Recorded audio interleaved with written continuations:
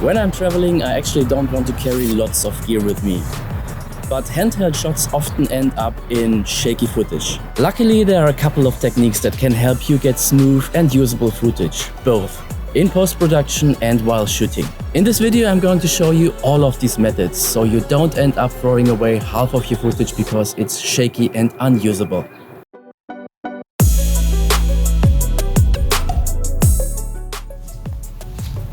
So I changed the position because it's definitely quieter here, and despite we face a little bit rain, maybe, hopefully not, it's better for the deep talks. The first thing you should always check is if your camera's built-in stabilization is turned on. If your camera has this feature, it's usually the best starting point for achieving smoother handheld footage. Newer camera models often include software-based or even AI-based stabilization, which already gives you much better results straight out of the camera. My Sony A6700 has two stabilization levels, standard and active. I usually keep the standard mode enabled. This mode delivers solid stabilization without cropping the image. The active mode provides stronger stabilization, but it also crops the image slightly. And I also noticed that in certain situations it can create a slightly robotic stabilization effect, which doesn't always look natural. So for my personal taste, and when your lens has a built-in stabilization, the standard mode delivers the best overall results for most handheld shots. Another feature I highly recommend is activating the virtual horizon inside your camera display. This allows you to constantly check if your camera is horizontally aligned while shooting. Because honestly, there's almost nothing worse than realizing in post-production that your horizon is tilted. Fixing this later usually requires heavy cropping to compensate for the angle. And that can seriously affect your image quality or your composition. The way you handle your camera also makes a huge difference. First of all, always hold the camera with both hands while shooting. This gives you much more control and creates a more stable foundation. And when you walk with your camera, try to use your legs and arms to absorb as much as movements as possible. Walk with slightly bent knees and compensate your footsteps with your hands to create smoother motion. Even small improvements in movement techniques can make your footage look dramatically more cinematic. Okay, the church bells are ringing, but that doesn't matter.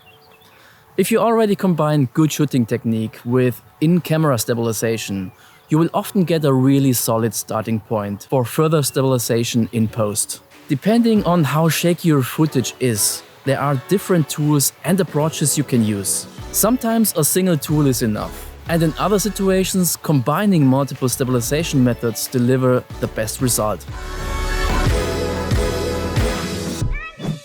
One of the most common stabilization tools is Warp Stabilizer inside Premiere. But almost every editing software today, including DaVinci Resolve or even mobile apps like CapCut, already offers some kind of stabilization feature. The software analyzes your footage and stabilizes it mainly through cropping and repositioning the image. For light handheld shake, this can already work surprisingly well. If you need more advanced stabilization, After Effects gives you much more control. Using motion tracking inside After Effects can create extremely stable results. The process is definitely more time-consuming compared to Warp Stabilizer in Premiere, but in many situations it's also far more effective. One thing I personally like to do is first stabilizing heavily shaky footage in a more controlled way inside After Effects, and then combining it with Warp Stabilizer afterwards. This often creates much better results than using Warp Stabilizer alone. Another very powerful option is Gyroflow. This software uses gyro data from your camera to stabilize footage much more naturally compared to traditional software stabilization. And depending on the camera and situation, the results can actually look incredibly smooth while still feeling realistic and cinematic. So when should you actually use handheld shooting, and when does a gimbal make more sense? If I'm shooting longer sequences where I need to focus on multiple things at once and don't want to constantly think about keeping the camera perfectly stable and level, I usually go with a gimbal. I personally use a small DJI gimbal because it's lightweight, compact and perfect for traveling. But for short and spontaneous shots, while I'm out exploring, I almost always shoot handheld. I leave the camera in the backpack and I can quickly pull it out whenever I see an interesting moment or composition. And honestly, that flexibility is one of the biggest advantages of handheld filmmaking.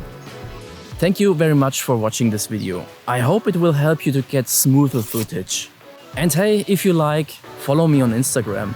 I often share short clips to improve your footage there. And please don't forget to like and subscribe to my channel to don't miss out any of my upcoming videos. So, see you in the next one. Bye bye.